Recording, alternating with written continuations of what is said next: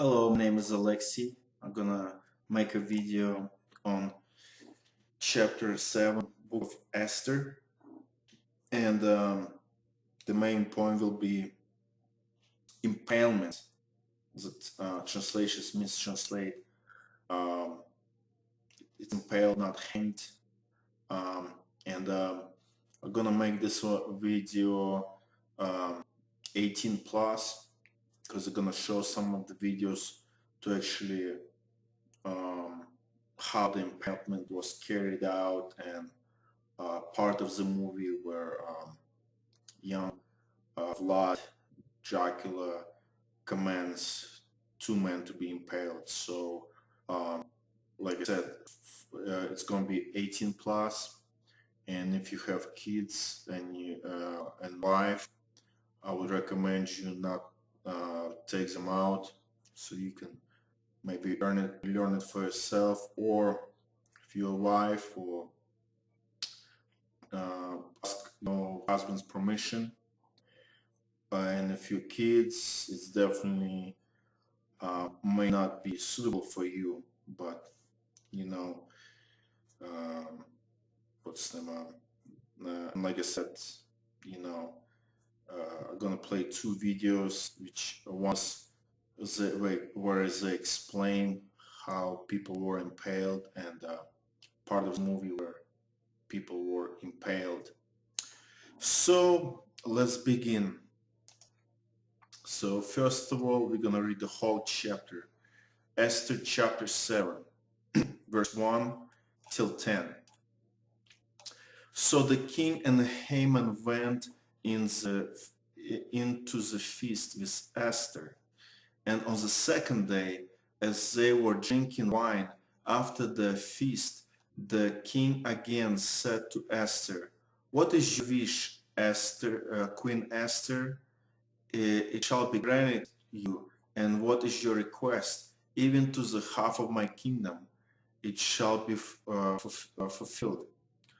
Then Queen Esther answered, "If I have found favor in your sight, O king, and if it please the king, let my life be granted me for my wish, and my people for my request. For we have been sold, I and my people, to be destroyed, to be killed, and to be annihilated.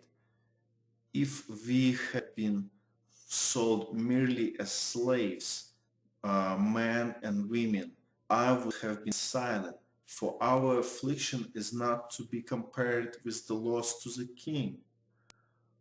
Then King Ahasuerus said to Queen Esther, "Who is he, and where is he who has dared to do this?" And Esther said, "Foe and enemy, this wicked Haman." Then Haman was terrified before the king and the queen. And the king arose in his wrath from the wine drinking and went into the palace garden, but Haman stayed to beg for his life from Queen Esther, for he saw that harm was determined against him by the king. And the king returned from the palace garden to the place where they were drinking wine, as Haman was fallen on the couch where Esther was. And the king says, will he even assault the queen in my presence, in my own house?" As the word left the mouth of the king, they covered Haman's face. Then Hardona, one of the eunuchs in attendance of the king, on the king, said, "Moreover, the gallows that Haman has prepared for Mordecai, whose word saved the king, is standing at Haman's house. 50 uh, cubits high. And the king says, hang him on that. So they hanged Haman on the gallows that he had prepared for Mordecai. Then the wrath of the king abated. So let's go back to verse 1 through 3. So the king and Haman went in to feast with Queen Esther, and on the second day, as they were drinking wine after the feast, the king again said to Esther, what is your wish, Queen Esther? It shall be granted to you. And what is your request? Even to the half of my kingdom, it shall be fulfilled. Then Queen Esther answered, if I have found favor in your sight, O king, and if it please the king, let my life be granted me for my wish, and my people for my request. So notice this once again. If I have found favor in your sight, O king. And from chapter 6, she found favor by dressing up, looking good, talking sweet. And I would say, like I said, it was not just food and drink that King Xerxes or Ahasuerus was satisfied with. So once again, man's favor or grace is earned versus God's favor or grace given freely in spite of any works. So let's go again over what is definition of God's grace. So Romans chapter 11 verse 5 and 6. So too at the present time there is a remnant chosen by grace. But if it is by grace, it is no longer on the basis of works. Otherwise, grace would no longer be grace. So once again,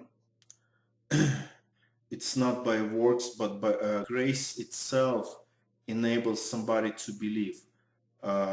Grace itself causes, God's grace causes somebody to return or repent from this or that sin, or even in the beginning, turn to Jesus Christ, believe upon Him in the first place. So God's grace, or the measure of God's grace, is it's up to God. And watch Romans 12 verse 3. For by the grace given to me, I say to everyone among you not to think of himself more highly than he ought to think, but to think with sober judgment, each according to the measure of faith that God has assigned. So notice this.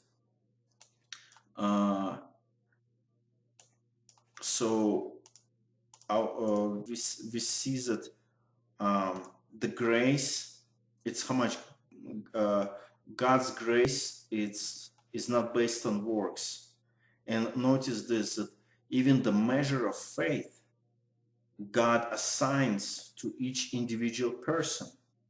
And then on top of that, in Ephesians chapter 2 verse 1 through 10, and you were dead in the trespasses and sins in which you once walked, following the course of this world, following the prince of the power of the air, the spirit that is now at work in the sons of disobedience, among whom we all once lived in the passions of our flesh, carrying out the desires of the body and the mind, and were by nature children of wrath, like the rest of mankind. But God, being rich in mercy because of the great love with which he loved us, even when we were dead in our trespasses, made us alive together with Christ. By grace you have been saved, and raised up with him, and seated us with him in the heavenly places in Christ Jesus, so that in the coming ages he might show the immeasurable riches of his grace in kindness toward us in Christ Jesus. For by grace you have been saved through faith, and that is not your own doing. It is the gift of God, not a result of works, so that no one may boast. For we are his workmanship, created in Christ Jesus for good works, which God prepared beforehand that we should walk in them. So once again, you were dead in your trespasses and sins, and you were by nature child of wrath, and you were controlled by prince of the power of the air, which is Satan. But then God, being rich in mercy, and notice that we were dead in our trespasses, made us alive together with Christ. By grace you have been saved. And then it continues on, for by grace you have been saved through faith. And once again, and that is not your own doing, it is the gift of God. An interesting thing is that like people trying to argue, well, grace is a result of faith. But then faith is the gift of God. I already showed from Romans chapter 11. Romans chapter 12. But in chapter 11, it's also God's gift as well. So either or you slice it. Either you would say in Ephesians, grace is a gift of God, or faith is a gift of God. I already showed you from Romans that both of them are the gifts of God. Every good gift is from above.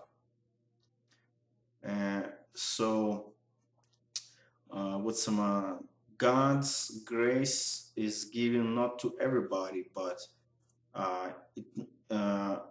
given to those whom he chose before foundation of the world.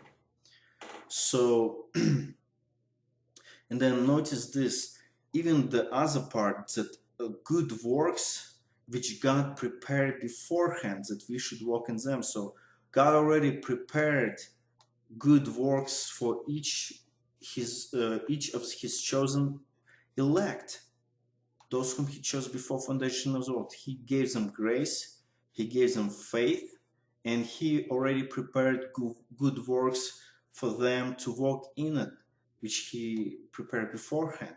So that's, I think, a good point to repeat one more time. And the word in Greek is charis,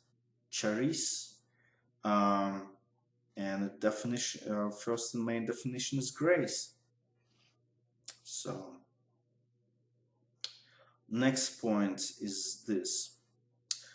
Esther chapter 7 verse 4 through 7. For we have been sold, I and my people, to be destroyed, to be killed, and to be annihilated. If we have been sold merely as slaves, men and women, I would have been silent, for our affliction is not to be compared with the loss to the king. So notice what she's doing, Esther, right there. So she does really good sentence, because if she could say, oh, king, this Haman wants to kill us, he wants to kill the Jews, but no, notice to her, like, she pretends that it's okay to be a slave. I'm kind of used to being a slave, but it said that we not just being sold as slaves, but we sold to be annihilated. So to her, it's kind of like she almost like, even though Xerxes or Ahasuerus is an evil king, and like some of the facts about Xerxes. So think of whom she's speaking to. Some of the facts about Xerxes. So Ahasuerus, it's a Hebrew name, but all Persian name is what's some where is it? That's Xerxes right there. I don't know if you can see it. So Xerxes the Great had a short temper. As a fact, Xerxes first was quite a lazy man, and being an almighty king who had no restraint. The story actually I'm gonna share once again, just to remind you what kind of man was he. Xerxes first is traditionally identified as the Persian king Ahasuerus, husband of the famous Esther from the Old Testament book of Esther. Even if this was true, Esther would have been only one of many wives, and also I would say many concubines as well. So concubines in previous video mentioned it's a sex slave, and harem is like a luxurious prison for sex slaves, concubines, which guarded by eunuchs, slaves who've been castrated and decide to go along with serving the king. So, and his primary wife was a mistress. Here we go. So think of this. I'm repeating the story just to get you remember this, who was Ahasuerus. So Mastis is one of the main characters in a bloody episode of Herodotus' histories. Herodotus relates that after his defeat in Greece, Xerxes fell in love with the wife of Mastis, but failed in all attempts to win her favor. And once again, Mastis is, what's his name? Notice in the beginning it says that he commented that while Mithras was fighting his brother Xerxes, so those are brothers.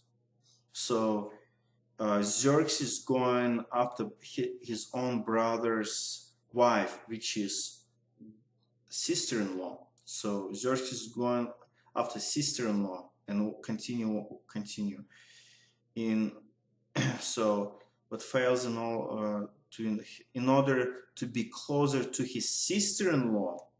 Xerxes married his son Darius to his niece Artenia, a daughter of Mastis. So notice now his son Darius marries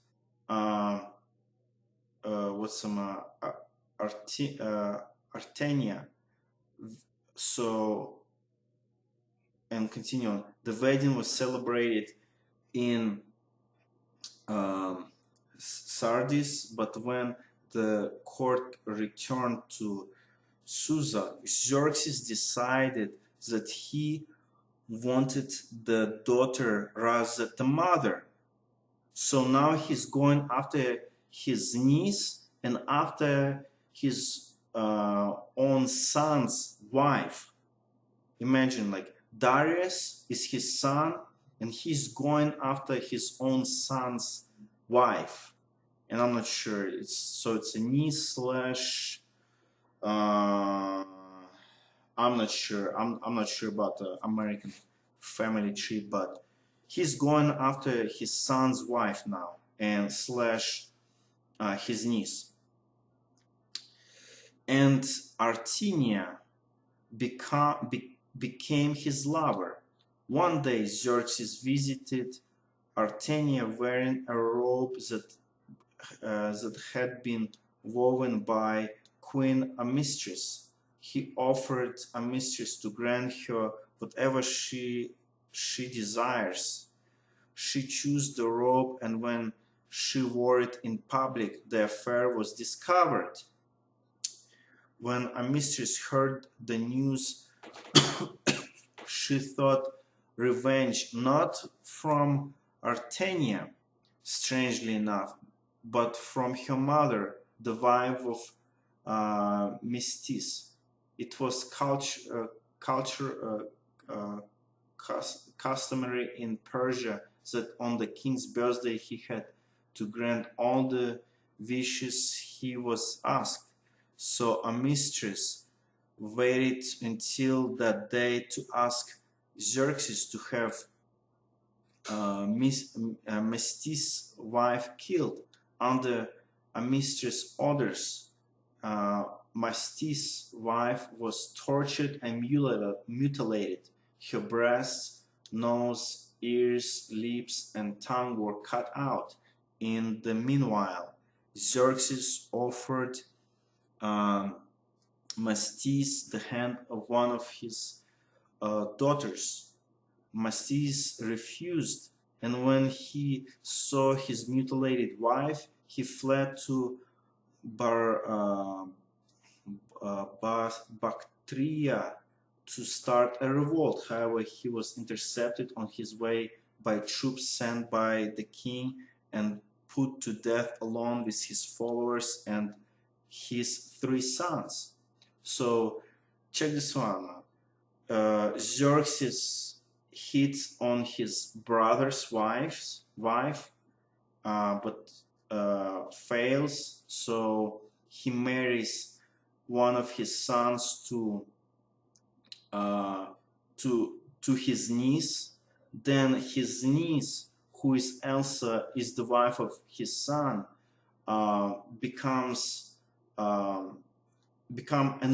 of them become an adulterers. So Xerxes and Artenia, they're in adulterous relationships. And then his main wife discovers it, but she doesn't go after the wife of Mistress, but Mistis, who is his brother, but she decides to kill his brother's wife. And then once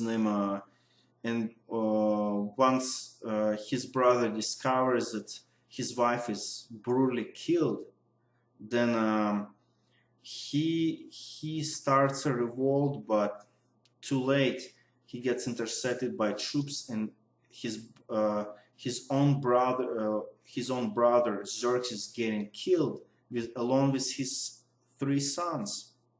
So that's the Xerxes we're dealing with. So Esther here is that what's his name? So she plays really good here, because she just doesn't say, "Hey, this wicked Haman," but she kind of brings the value to her people and to him, for her people. It's like, hey, one thing is we've been sold as slaves, which is fine. I'm a slave too, but another thing is being annihilated. So she actually squeezes some mercy and grace by her words out of Xerxes. And notice what the Xerxes does. And the king arose in his wrath from the wine drinking and went into the palace garden. But Haman stayed to beg for his life from Queen Esther, for he saw that harm was determined against him by the king. And the interesting thing is that, at least what I think, that's my opinion. Xerxes thinking like this: either his best minister or one of his women. And like I said, he had multiple wives and he had multiple concubines. So to him, it's like Esther was not irreplaceable. She was very replaceable. Matter of fact, in this story, like he haven't seen him for 30 days plus. So, and she herself volunteered to visit Xerxes, who was short-tempered. So she was very replaceable. And this is what Xerxes, I believe, like I said, was thinking. Either his best minister or his or one of his women. And then interesting thing is, to some degree, I think Haman did kind of, he should not have begged the queen. I believe he could have just what's his name?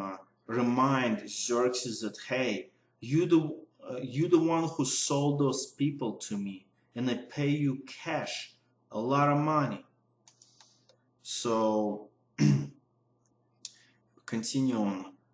Esther 7:8, and the king returned from the palace garden to the palace where they were drinking wine, as Haman was fallen on the couch where Esther was. And the king says, will he even assault the queen in my presence, in my own house?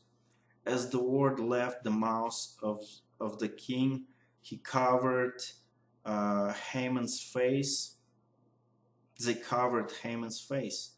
So I think what happened is that Haman did not know how to react. I think it was like a adrenaline rush going on. And instead of talking to the king like, hey, king, you the one who sold those people. I gave you a ton of money. In previous video, I kind of calculated how much money. It was like a lot. Lots of silver.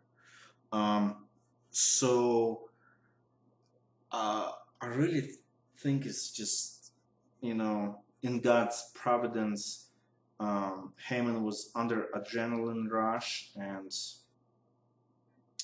I think if he would have just talked to the king in private, he could have explained like, hey, what's his name?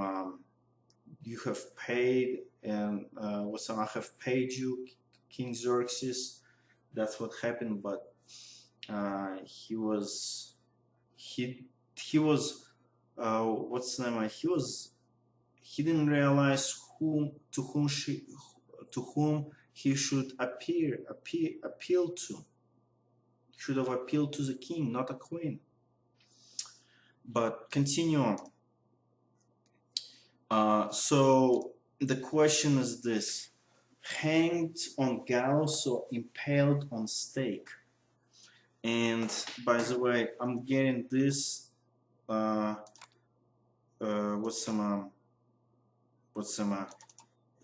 not just out anywhere, but actually there's an article was written in May 2012, and it's already been once again talked about by many. Is that the word hanged should be translated as impaled, and it was not gallows, because gallows was not invented till 19th century, but it should have been as a pole, like same pole or a tree or a stake. So once again, it goes through like different things, and it's like, to me that's obvious that that's been Haman, not just Haman, going back to chapter 2, two eunuchs who trying to kill the king Haman, and then in the future 10 sons of Haman were impaled. So as I said before, I'm gonna play a video how impalement is done. So this is the last chance to get rid of kids and wife and everybody who does not like violence. And I don't like violence. It's just that's the proper interpretation, and most of the Americans have no idea what is impalement is. So let's play it. Impalement was and is one of the most gruesome ways of dying imaginable. The arms and legs are strapped to the ground by pegs, rendering the person immobile. A large oiled wooden stake is gradually forced into the body, usually into the anus. They made sure that the stake wasn't too sharp, or the victim might die too rapidly from shock. There were many instances where victims were impaled through other bodily orifices, or through the abdomen or chest. Infants were sometimes impaled on the stake, forced through their mother's chests. When the pole was then raised upright, the victim was left to slide down the pole with their own weight. It could take the victim up to 3 days to slowly die. This method of torture dates back to 1772 BC, but was made famous by 15th century Romanian Vlad the Impaler. Bram Stoker's 1897 novel Dracula was inspired by Vlad's name and reputation. Recorded instances of impalement are as recent as 1919, during the Armenian genocides. So, that's how impalement carried out. And other interesting thing is this, that this is pretty much how I would translate. So this is how ESV and how I would translate. So I'll give you a comparison. So ESV, then Harbona, one of the eunuchs in attendance on the king, said, "Moreover, the gallows that Haman has prepared for Mordecai, whose word saved the king, is standing at the Haman's house, 50 cubits high." And the king says, "Hang him on that." So they hanged Haman on the gallows that he had prepared for Mordecai. Then the wrath of the king abated. So, by the way, so this is how I would translate it. So Esther chapter 7 verse 9 and 10, how I would translate it. Then Harbona, one of the eunuchs in attendance on the king, says, "Moreover, the stake that Haman has prepared for Mordecai, whose word saved the king, is standing at Haman's house, 50 cubits high." And the king says, "Impale him on that." So they impale Haman on the stake that he had prepared for Mordecai. Then the wrath of the king abated. And the interesting thing is that like 50 cubits is about 75 feet or 25 yards, or 2,250 centimeters, which is 22.5 meters. By the way, 1 cubit equals to 18 inches or 45 centimeters. So I'm gonna watch another video, and this is from movie Dracula, how young Vlad... E neudobă. Eu de iercău. Ce n-am aveți? Paharnic. Slujeri. Maria ta, da. Așa ți l-am adus aici ca să ți dau legat, Maria ta. Să ți... Oops. Let me...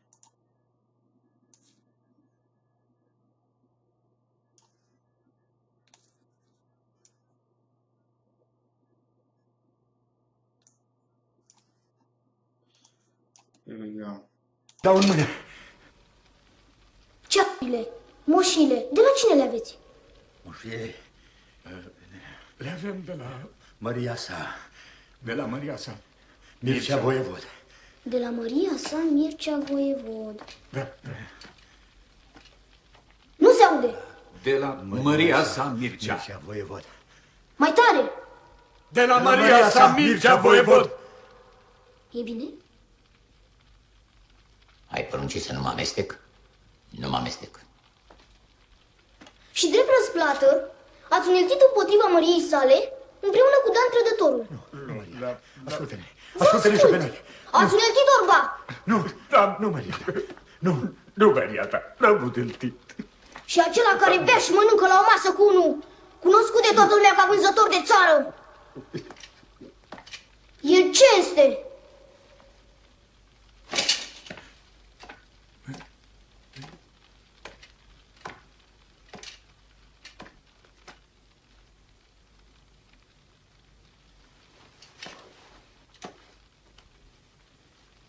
Să fie trăși în țeapă. Nu, Maria ta.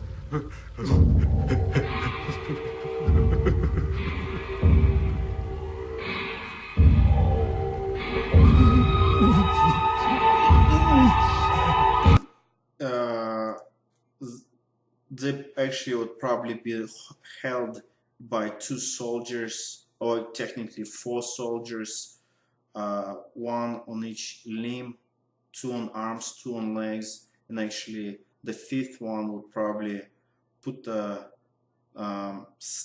would stake him.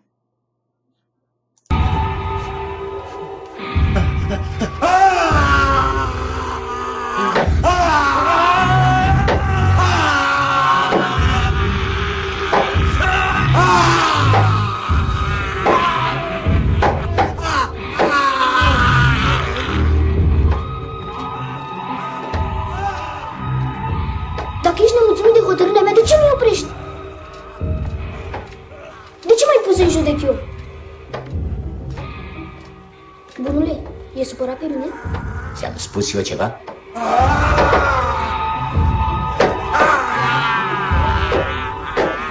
Notice how tall is that stake. Very tall, very long, and yeah, like 25 yards, you know, to make sure that everybody in the city could see it. So it's not a gallows or like super tall. So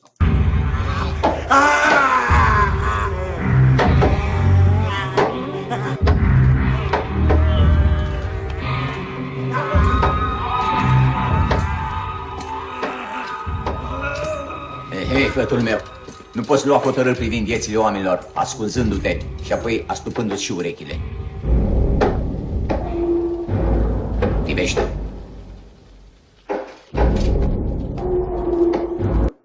anyway, so by the way, they showed in the movie it was like a sharp stake, but it's actually less sharpened if the executors would want to prolong the death of a victim. So anyway, well, that's it for today. I hope it's been edifying or knowledgeable at best, because like I said, not only the translators changed the translation, but they decided to change the history because what is it, the hanging or the gallows, I mean, you have like this what's his name, hanging, a dropping like from the cliff, like they would tie up the rope around someone's neck and they would throw them off the cliff, but there was no gallows built till 19th century. So yeah, well, like gallows in the sense of like this big, tall, like, you know, not just like this some stake, like not this just like this wooden thing, like a high cost, like 2 people hang it like this. No, gallows, like I don't have a picture of yeah, I don't have a pictures, but yeah, the gallows, how the word would make us think, yeah, have not been later on invented till 19th century. So that's it for today. Have a nice day, have a nice night. Bye bye.